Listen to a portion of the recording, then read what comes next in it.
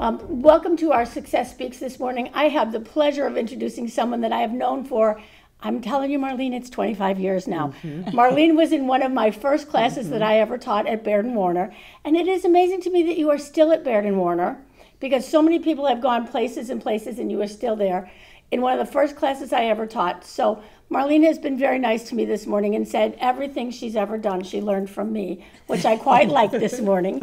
And she has even brought an even greater gift, like many of my friends now who are having second generations come into their businesses. She has brought her daughter, Dena Fox, with her, who works with her. So Marlene, talk a little bit about what you've been doing for the last 25 years. So I would say that I'm going to answer your question a little different than you asked it, if you'll permit me. Fair enough. The market has changed so much over the last 25 years. And as we were speaking about when I first came in, realtors were tough. We were tough as nails because we needed to be. And it was a different generation. And my daughter and her twin brother were in finance. And they climbed the ranks. And I kept saying to Dena, you got to come work with me. I couldn't handle it all. And I had some great mentors. I had some great colleagues like you who taught me a lot about the business. But the business started to change. And so Dena agreed to come. For the first year, she said, I want to tell you 3 things. Number 1, I'm going to work with you, not for you. Number 2, we went everywhere together. And number 3, we divided our business in half. So we had a remarkable, and still do have a remarkable relationship with the Four Seasons.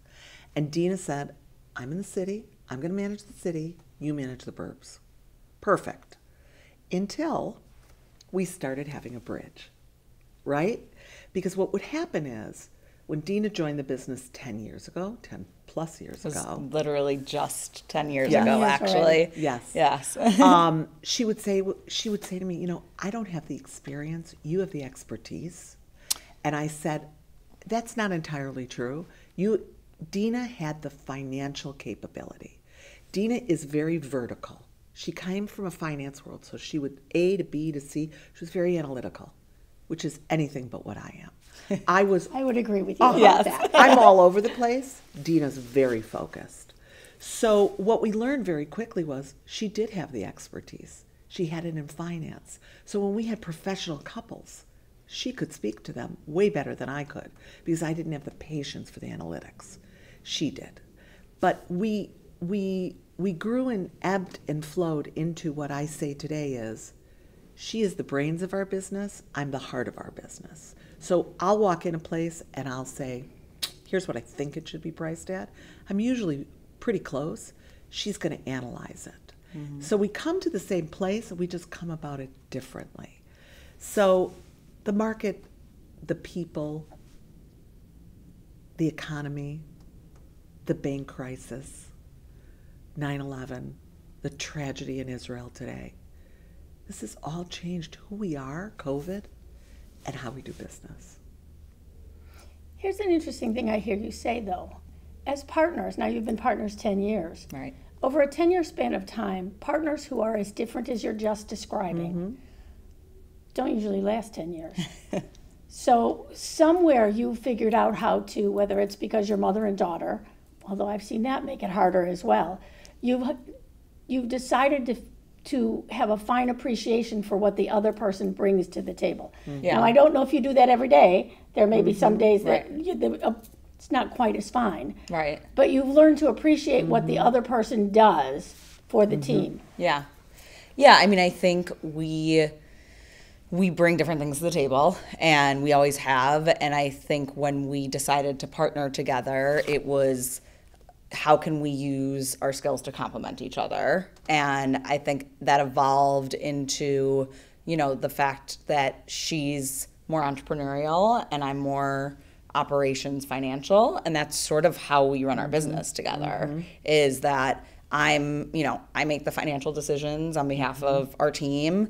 And she tends to run the team lead, the team meetings and everything, and be sort of the rah-rah cheerleader. And we sort of feed off of each other in terms of what works best for us together and what works well for our team. And I think because of, to her point, my finance background and what my interests are, I like to be a little bit more behind the scenes.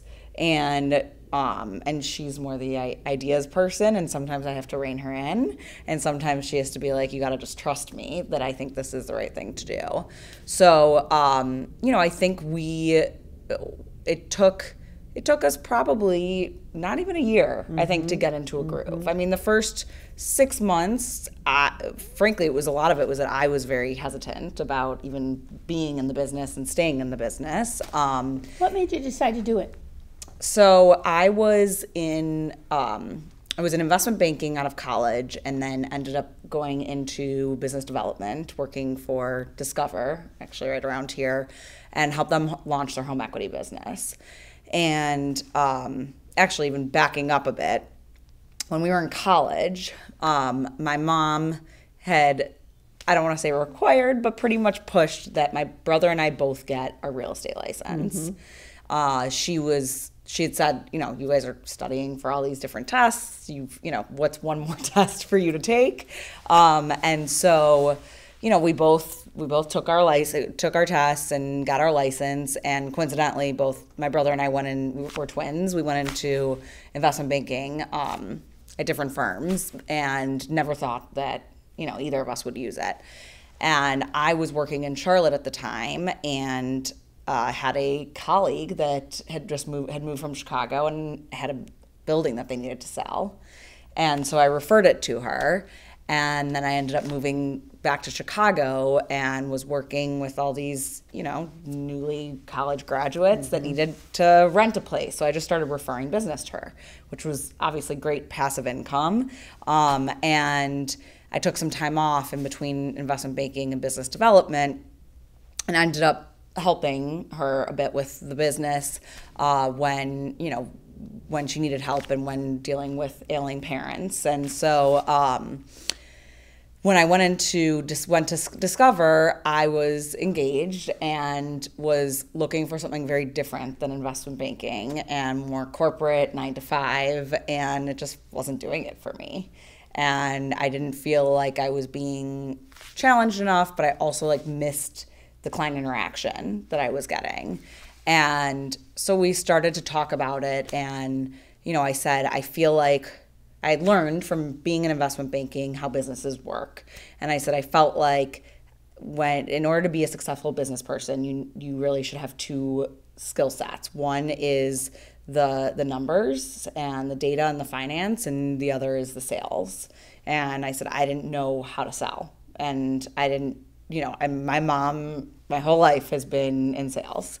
And, everybody that knows her would say she could sell a shirt off your back. Yeah. And so I said, I feel like for me to figure out what I want to do next, I should learn how to sell from you.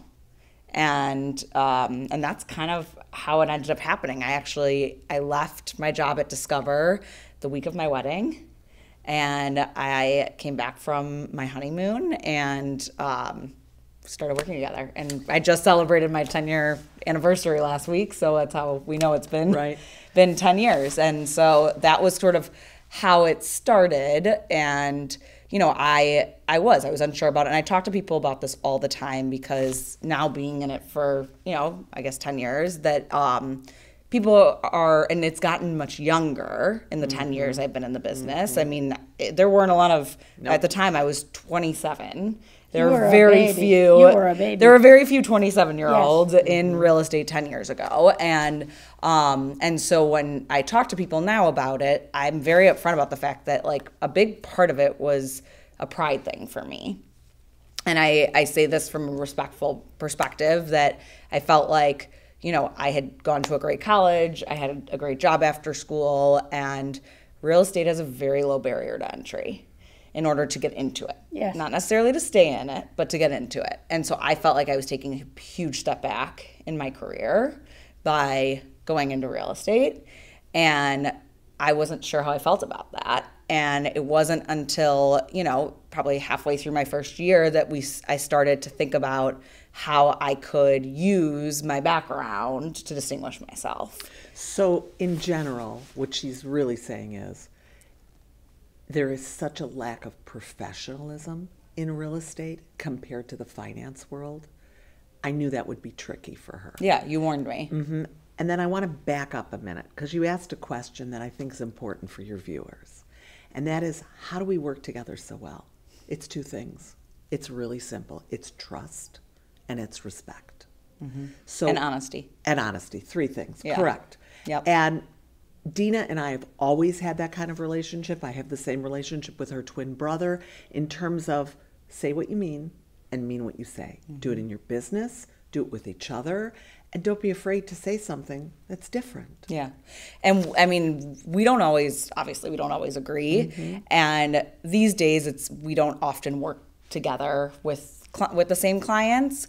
But every so often we will pitch something mm-hmm. together and we'll disagree with each other while we're, doing a presentation with a client from a very respectful way because we have different perspectives and we have different ways that we do our business. And it's funny because when people ask, what's it like, how does your mom do business versus how you do business? And I say, we do it very differently, but we get to the same place at the end of the day.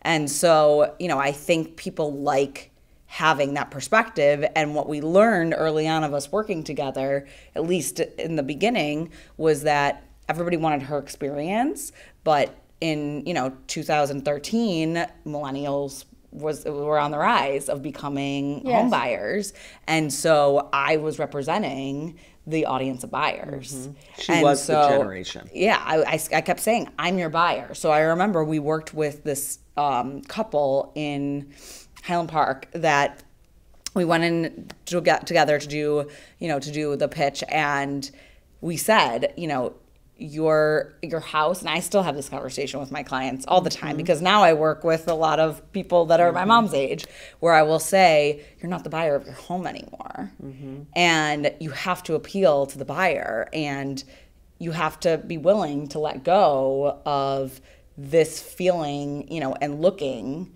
like everything you want it to be if you wanted to sell. And so that was sort of how we started, and we still do that, mm-hmm. where, she would go in and say, these are all my thoughts, this is how we're gonna do it. And I would say, you gotta get rid of all the earth tones, you gotta paint things, which I know everybody hates hearing, but it's what works, and I to this day, I also still talk about how all the HGTV stuff has really, I think, changed a lot of the landscape I think it for is, real estate. very much so. Because all these people have, it's not that you have buyers and sellers, it's that consumers are very interested in real estate. Mm-hmm. Like anywhere you go, whether you're in the market or mm-hmm. out of the market, people want to know how the real estate market is, and they're just fascinated by homes. So it's become a hobby for so many people. And a conversation starter. And I think those shows have perpetuated that and started that. Look at Home Goods. Look at the mm-hmm. rise of Home Goods and the stores that are like the Home Goods stores. Right. That's recreation for people. Right. So that they go spend $20 or $50 and do something with their house. Right. But Hobby Lobby. I mean, right.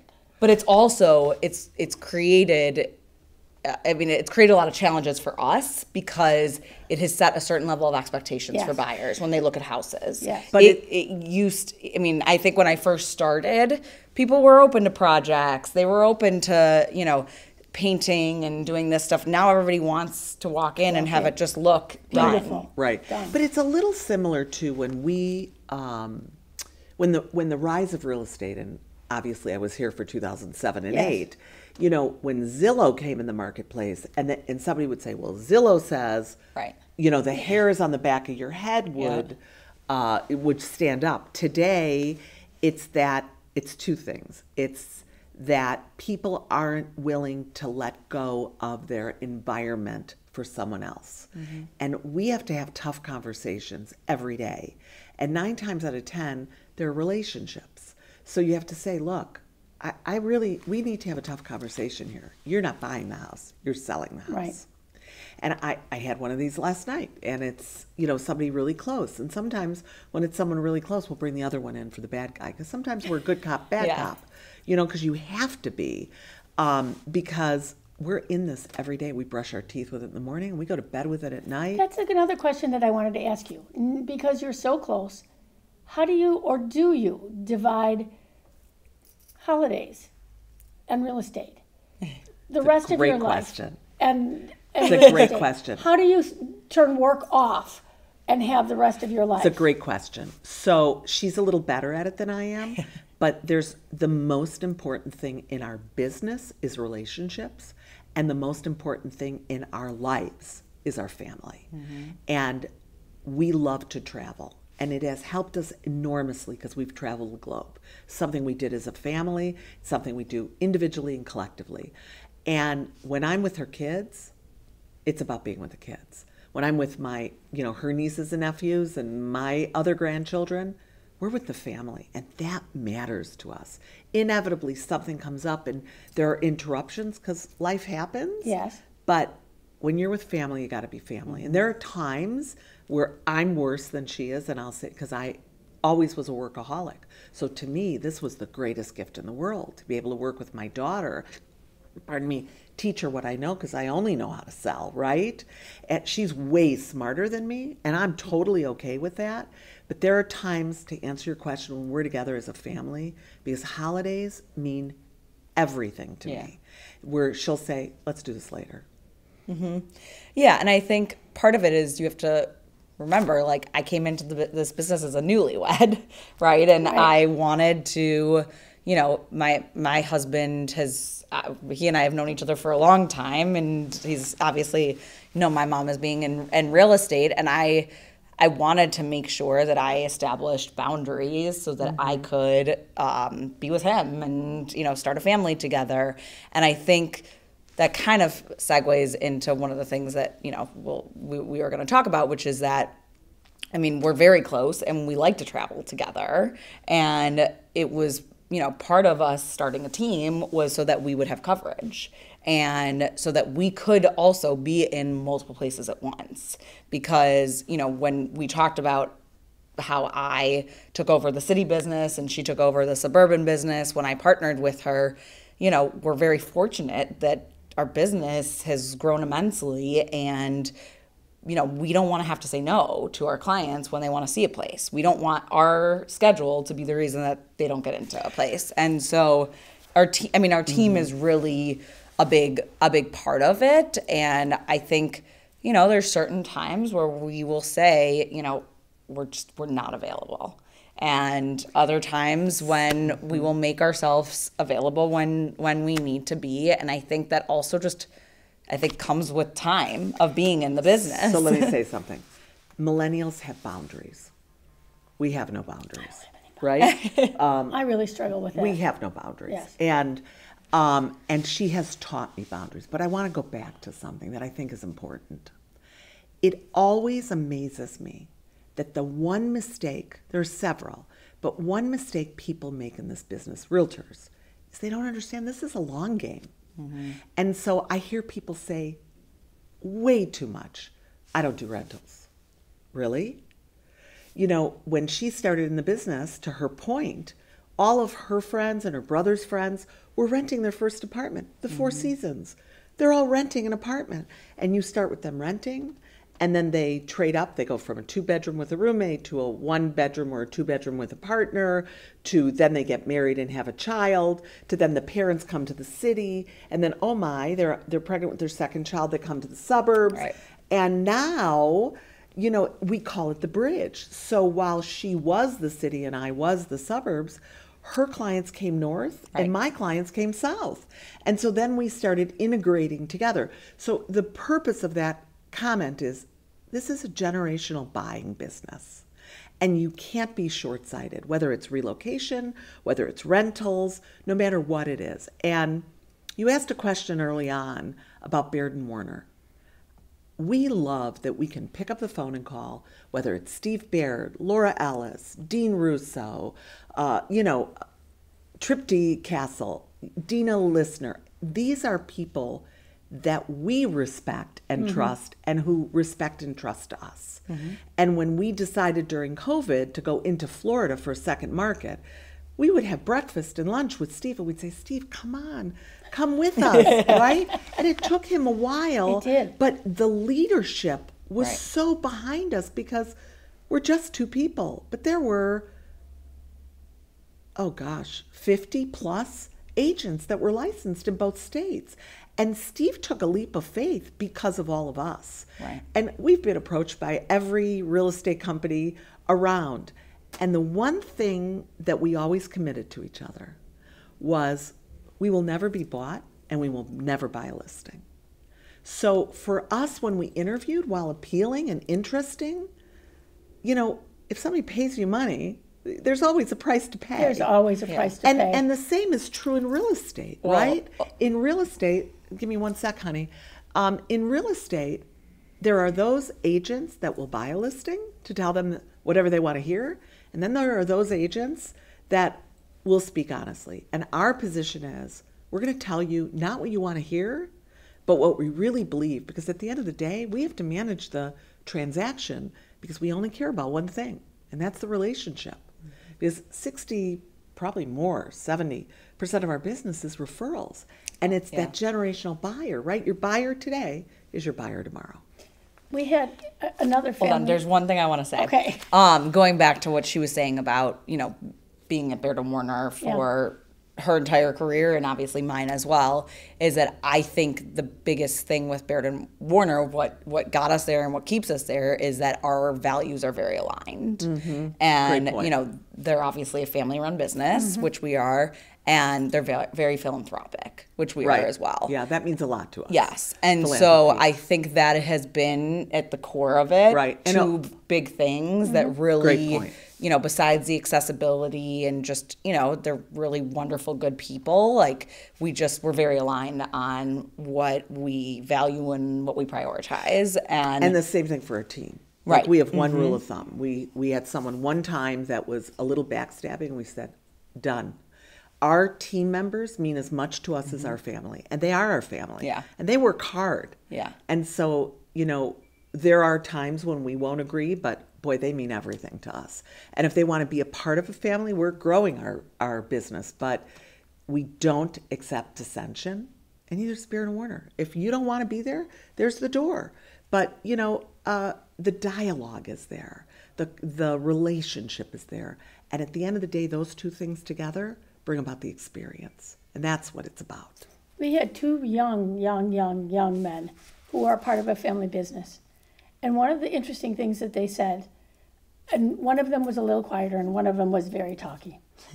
And both of them kind of said in a little different ways, you have to and they started doing rentals. Their dad had them out in college doing rentals. So it was interesting to say that your mom got your real estate. So did Dad. He had them doing rentals while they were in college, in the college town. But both of them said, this is a family business. We talk business. My grandma is the front desk person at our office. And he said, we never forget whether we're leasing a one-bedroom condo for, $1,000 a month, or we're selling someone a $4 million house. Right. We always know we are talking about someone's home. Right. And everything we do, we never forget we are talking about someone's home. That's what my dad trained us to do. That's what my dad trained us to be. And that's how we treat everybody, from my dad to my grandma to my other brother who's not here today. That's how we train people. So it's interesting that these family businesses are different. These family partnerships are kind of different than some of the other teams that I have seen. But here's what family businesses teach you. And we were talking about this early on. Our relationship with each other means the world to us. Our relationship with our team members, they are amazing individually and collectively, mean the world to us. But our relationship, not only with our clients, but with our colleagues. Because if you can't develop a relationship with the other agent, you could be across the table, and if it gets ugly, it's not a single transaction. You're going to be across the table again. And that's, one of the complaints that's I've heard really more in important. the last few years than I have early on is that I don't like the way people are treating each other. Yeah. We've had more pro standards complaint in the last 4 or 5 years than we've had in the last 25 years. More people saying the incivility of people who don't answer the phone, yeah. Right. who don't respond Right. to calls, who don't do this, Yeah. who don't do this. And it makes me sad. Right. It You makes just have me to be just nice. sad. I mean, that's the thing. I think it's about the relationships and connecting with people and, just staying in touch and stuff. You just want to work with people that are nice and that are easy to work with. I don't and you're understand all the aligned. practical the practical side of this. I don't understand, because if I'm mean to you, my deal's going to go harder. Right. It's as simple as that. The deal's going to go harder. Right, it's reputation. Right. Right. We talk amongst ourselves about realtors we have to deal with that don't answer the phone or don't get back to you or don't do a transaction correctly. And Right. I remember one thing clear as day when you were training me, and you said something that we hear over and over again. Tom Ferry says this all the time. Life isn't fair. This is not a fair business. Right. But No. that doesn't mean that you have to behave the way others behave. Right. Right. You have to go home with yourself at night and do the right thing. Right. And we know that when we're going to sell a transaction, we're going to say something to our clients that other people aren't. And that is, think about one day you're going to sell that home, because nobody thinks about that. And we want to make sure that we're taking care of people tomorrow, not just today. Right. I think also, what the agent is like is sometimes a reflection on what their clients are like, right? And when you're working with sellers and dealing with multiple offers and you're guiding them on, what you think, are the pros and cons of each offer. And, I've had multiple times where they'll say, do you know this agent? Do you know this, like how they work and that type of stuff? And a lot of the time we say it's the relationship with other agents is not only what gets a deal together, but it keeps a deal together. And the tough agents, not from a, negotiating standpoint, but just a lack of kindness perspective, they're going to make it difficult the whole way through. And It's one of the first important with questions I would sellers. ask is, do you know this other person who's on the Yeah. other side? Yeah. Is this actually going to work and come through, or are we going to have nothing but grief Totally. the entire time? I think savvy sellers, maybe not every seller, but I think savvy buyers or sellers are going to say, is this going to work out, or are we going to have Right. nothing but trouble? Yeah. But since COVID, sometimes that doesn't align. Like, we have wonderful relationships with agents that we do business with all the time. But sometimes the agent doesn't have control.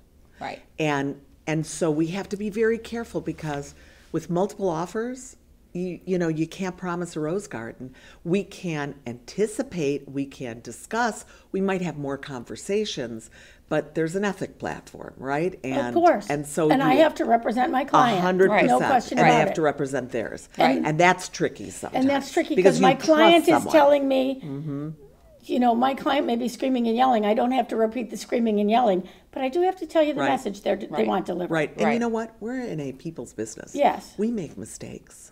And those of us that will say, oh my gosh, I made a mistake here, as opposed to someone else that doesn't want to uncover it. Right. Right? Like, we make mistakes. And we might make a mistake by trusting an agent and being wrong. Right. We might make mistakes by a number of things. And you got to be the bigger person. But Dena said something earlier that I think is important. And I think that's an evolution in real estate and in maturity of the business. And that is, you have to learn when and how to say no. Because sometimes there's not a good personality conflict, personality relationship. Sometimes your client's not going to listen to you, and you're going to beat your head against the wall. Sometimes there's an unrealistic price, seller, the list goes on. And, the sad thing is that in the past, right, properties stay on the market too long, and you could be the third agent or the third wife, right? Like, you never know, right? But today, it's really important to be direct. And that's one thing we don't see a lot of. Yeah, and I think also, and it's funny to hear my mom saying no, because she's the yes person. Yeah, and my I think answer is everybody yes. has always 100% known that yes. and said that about her. But I think, going back to the boundaries too of I've learned, and actually I think part of it was even just through, we did coaching with Tom Ferry, was sometimes less is more. To say, if somebody's trying to get a hold of me, I will say, I'm in an appointment. Don't say what the appointment is. I will call you as soon as I'm done, or I'm available at this time. And frankly, sometimes that appointment might be like my workout, or at a dinner with my husband, or picking my kids up from something. It doesn't matter, and I don't feel the need to explain myself because I'm allowed to have, a life. And she's succinct. Yeah, and succinct. So, but I think the other thing is too, I was having this conversation actually with somebody yesterday who was talking to me about getting into real estate, is COVID has changed a lot of how and when showings happen, right? Because before COVID, we were in a buyer's market where the buyers dictated when they wanted to go see places, right? And with COVID and the lack of inventory, it's now the sellers that are dictating when their houses are available to be shown. The same thing during all the crisis in the city of Chicago with all the rioting and looting. Yes. Right. We had some tricky things happen to some of our agents, and we said, that's it. We don't show at night unless we know all parties. But so anyways, I think it's shifted things just in terms of, us as realtors. From our perspective, it's actually, I think, benefited about us a bit because we're able to control our schedules much easier, much better, and at the same time, you can develop a strategy that works for both the seller and for your schedule that, you're not necessarily spending, waiting and spending all day at a property to show to buyers whenever they want to see it. You're able to control it. So, it's obviously not as good for buyers, but I think it's also taught buyers that, things are not always on their terms, and that, a property, you can see it when you can see it, and that's all we can do, So let's talk about control for a minute. Okay. Control is a big word in real estate because we are all control freaks.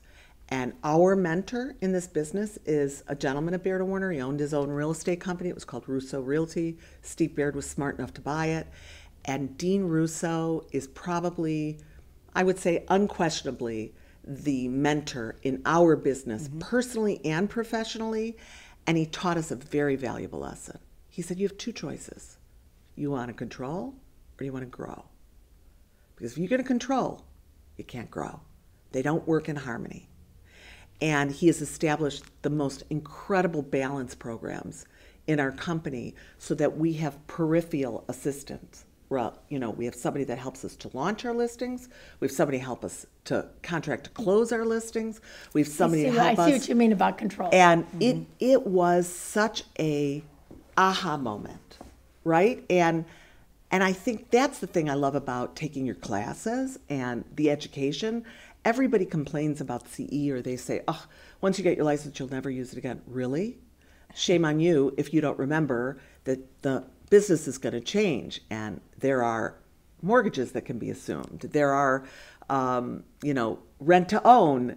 We can call them. There's so many things. Something new all all the time. Old is new again. And I think it's really important for us to be on top of our game and look at what's happening in the real estate market now, right? I'm out talking again about buyer's agreements in a big way.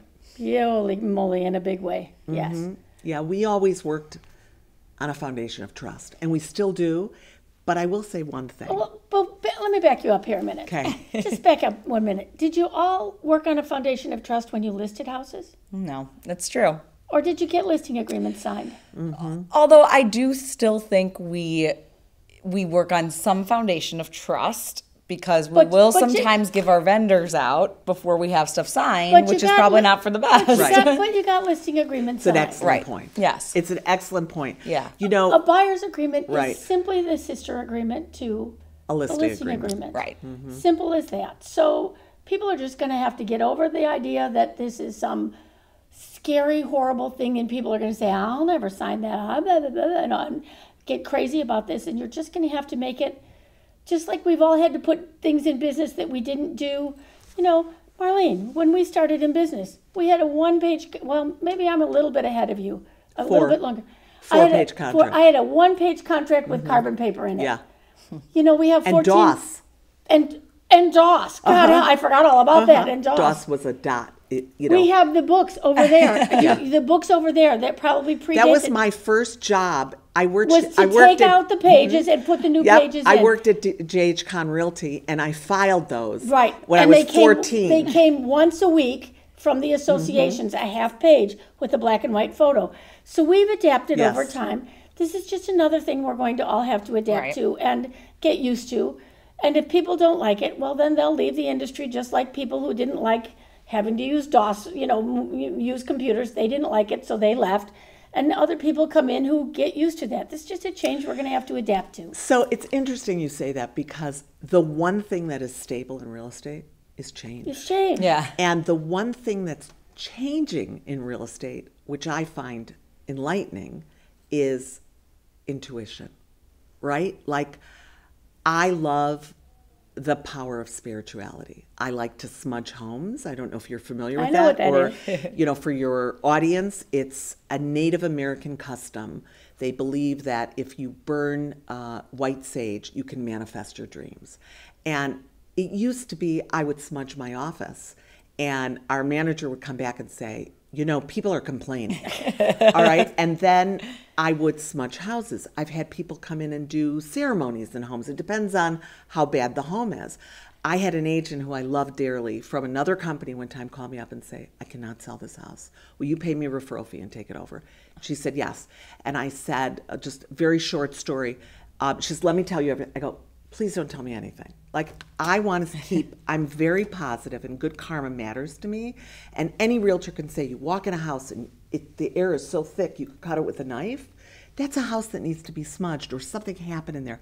I don't want to know it. I want to fix it. I have stories about houses too. You walk in and bad stuff has happened in a house. Totally. And the funny thing now is, I've done this for 20 plus years. Now Dena will call me because it's right brain, left brain, right? And she'll say, you need to smudge this house, because it's not her. Yeah. Right. It's me. Yeah. I love, people will say, have you ever done or I will say, okay. Or stones. I'll get a sense of I think you might want to do this. You don't want me to do it because I don't, it's not that I don't believe in it. I just don't practice it. And so I will have my mom come in and say, you got to go smudge this house. It's, the relationship with each other is important, but we feel there's a magnetic energy, right? There's a spirit amongst us. There's a karma that everybody feels and no one wants to talk about. And people are talking about it more now. Like, when she was a kid, I used to buy stones, and I used to say, stones have meaning, whether they're a cabochon stone or a diamond versus an amethyst or a really special stone or chakra, right? And it's so interesting to me because these mediums all have meanings to different people, different cultures. We learn from each other. It started with feng shui, right? And I think that's cool, because that's an evolution that it's almost like a bully, right? A bully really is nothing more than an insecure person inside. And you sometimes, like you were saying earlier, have to just say, stop. Let's cut through this, right? It's the same thing with people saying, you got to stop doing that, to coming in our office and saying, can you get me one of those kits, right? And sharing common practices has skyrocketed since COVID. I would say since especially after July 4th in Highland Park, all the realtors were affected, all our clients, all the families.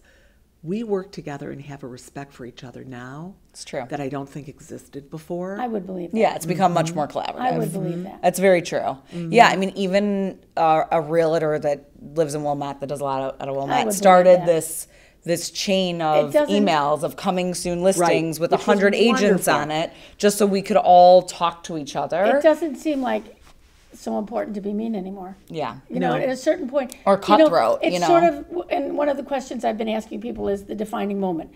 If Highland Park isn't a defining moment, I don't know what is. Right. At this point, you think, well, that's not so important. Right. After this, well, really not so important. Oh, no, not, Exactly. I was aggravated about that, but really, not that important. Right. Sometimes when things like that happen, or in everyone's life things like that happen, you make a decision and say, why am I getting aggravated because it's cold outside today? Why am I getting aggravated because it's whatever, you know, Right. because I burned the oatmeal this morning. Look, we win or we learn. We don't lose. Right. We win or we learn.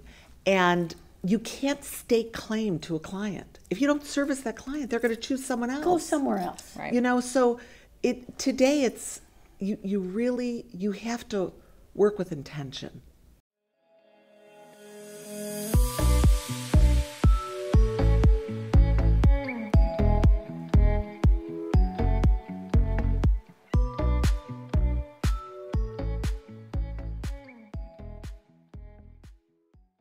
The views and opinions expressed by this presenter are theirs. They may not reflect the views of North Shore-Barrington Association of Realtors.